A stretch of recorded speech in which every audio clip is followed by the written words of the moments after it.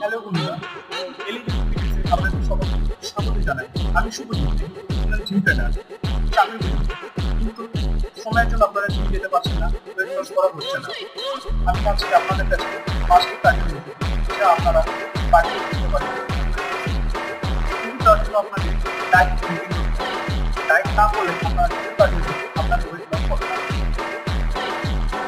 প্রথমে jumping Jack 3 set 15টা করে, মাঝখানে 30 সেকেন্ড রেস্ট নেবেন।